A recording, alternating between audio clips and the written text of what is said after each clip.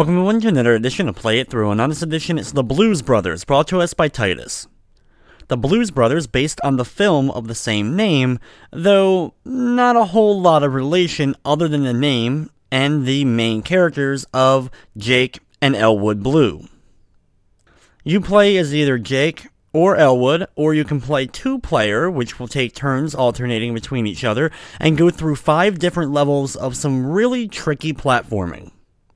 While the games aren't very similar to the movie in any way, following any type of story that the movie portrayed, there are a multitude of Blues Brothers video games that were put out by Titus.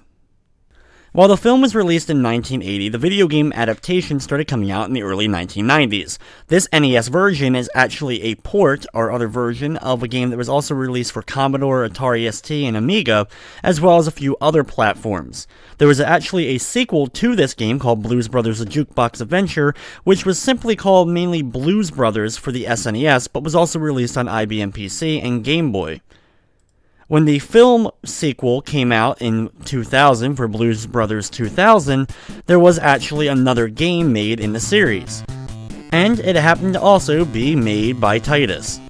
So here we go with the Blues Brothers for the NES.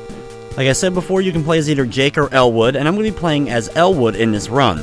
You can play as both characters simultaneously, but they only focus on one of the characters during this, and it gets extremely hectic. The first level is called the Stairway to Heaven. Of course, a reference to the classic rock song of the same name. The overall gameplay in the Blues Brothers is relatively simple, a platformer-style game where you have 3 hits to lose a life, and once you've lost all your lives, it's game over. One cool thing though about the game is when you do lose all your health, you do start right back where you currently had left off, so you don't get too much of a penalty for dying in the game. You can either walk slowly and jump slowly, or you can hold in the button just like other classic platforms in order to run faster. But because of how fast you end up running in the game, it can get really hectic and hard to control your character.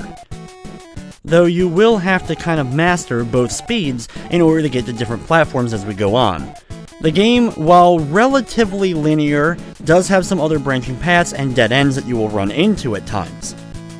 And the exits for the level aren't always necessarily on the right bottom. Sometimes they may be in the top corner, or in the case of the last level, at the end of a winding corridor.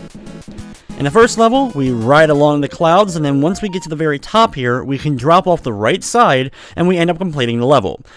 On the very ground level of that, there are a couple of enemies that you can land on if you fall down off the clouds early, but our goal is to make it into that lower right corner and complete the stage. I find it funny of being able to fall so fast with the extra speed that you end up going faster than the camera. This happens actually a few times in the game, and because of this, it can actually lead to negative effects of you taking damage or losing a life.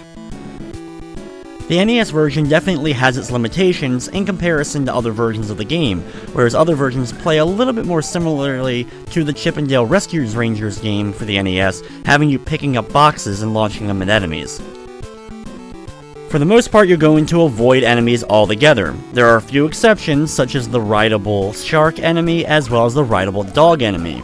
The rideable dog enemy, which we rode just a little bit ago, is definitely helpful, as it can run through enemies. You can't jump while riding on one of these animals, or else you end up throwing the animal you're riding off-screen. For example here, you want to use the dog to get over to the right side, then jump on him past the spike that's moving in order to take out the enemy at the end of the hall.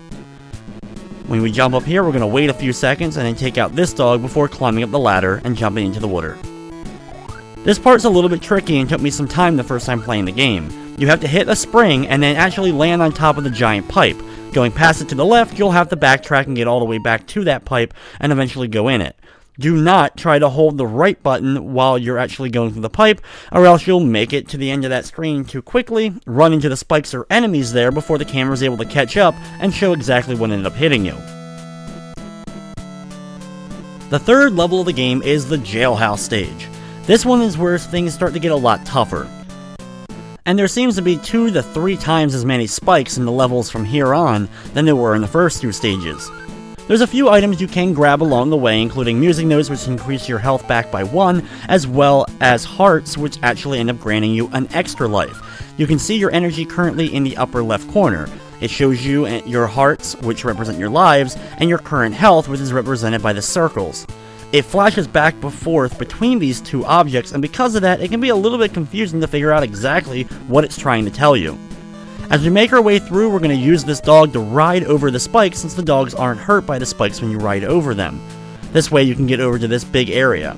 You'll have to do a pretty large jump to get onto the left side here. Like I said, mastering the speeds and different types of jumps is what's key to get through this game.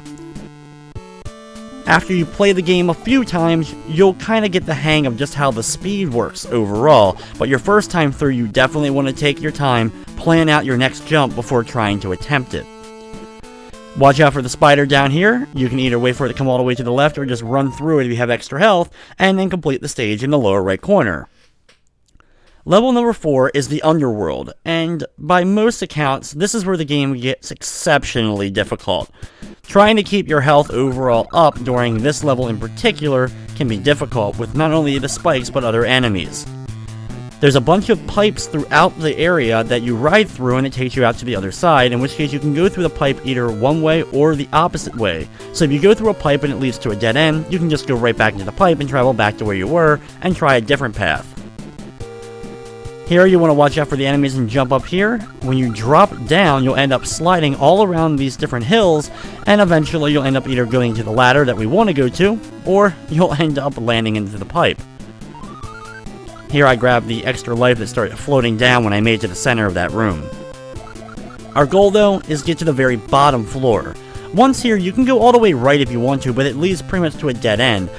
You're going to have to take 1 damage most likely and then get up here in order to continue on. In this area, the spike balls that are moving in a specific pattern, and you can use this to try to get to safe areas and then attempt your next jump upwards, trying to get up and then over to the right to drop down.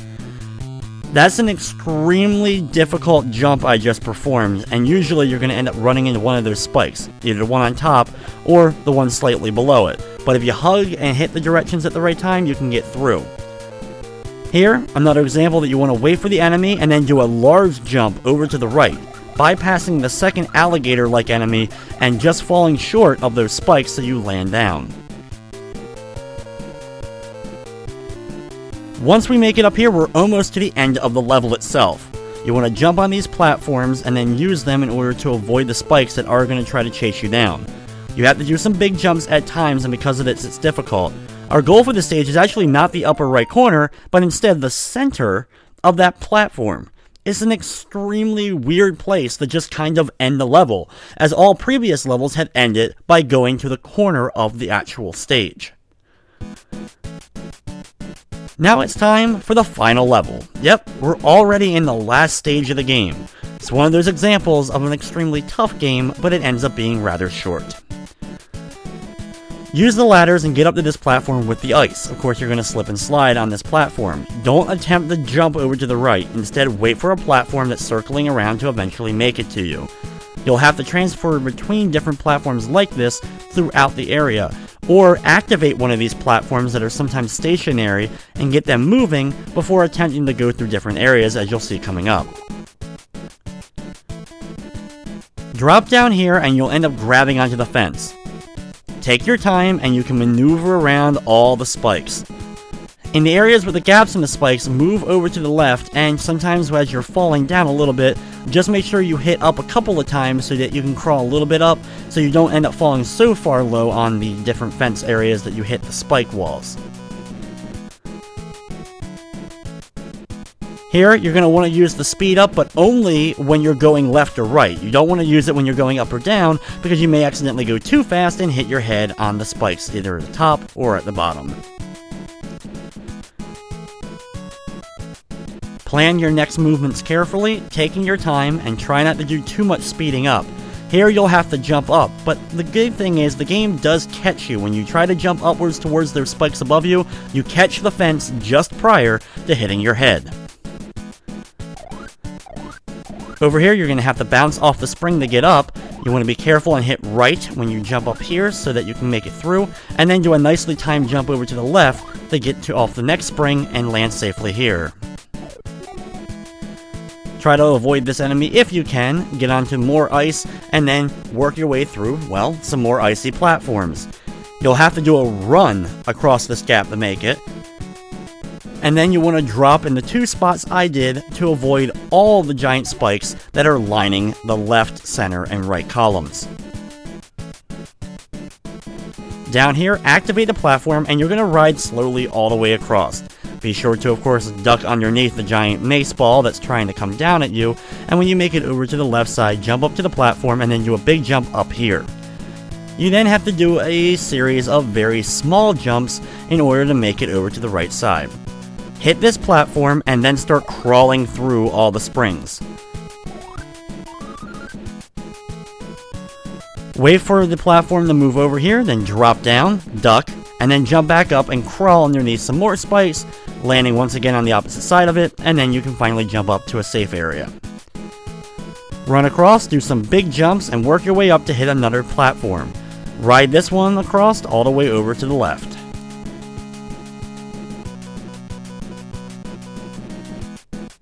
Duck under here, and then you want to do a big jump upwards and land on this spring. Jump up to the top, then jump over to the left side, use the spring to spring into the upper left corner and hit another moving platform. Watch out for the spike here, usually I like to jump over it just to make sure, and then I'll duck down here and ride over the tops of the spikes. Keep crawling and be sure to land on the platform down below. Drop down all the way straight, and then jump up, walk over to the left, and complete the game. You can sit back and enjoy the very small ending to Blues Brothers for the NES.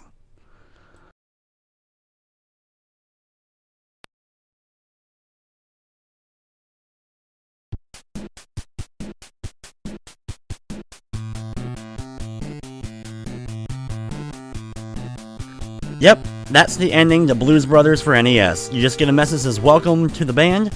Then, after pressing start, it'll say, you can really play the blues, and then it says the members of the band, which I assume are the creators of the game. As you can see, a very small team worked on the NES version of Blues Brothers, so it's no wonder the game turned out the way it did. Overall, not a bad game, but overly difficult for its subject matter, and just an oddity altogether. The fact that these games even existed always fascinated me, and I played a lot of this one, and the sequel SNES one that came out a little bit later on. But with that, that's going to wrap up this edition of Play It Through. I'd like to thank you for watching, and of course, I hope you enjoyed.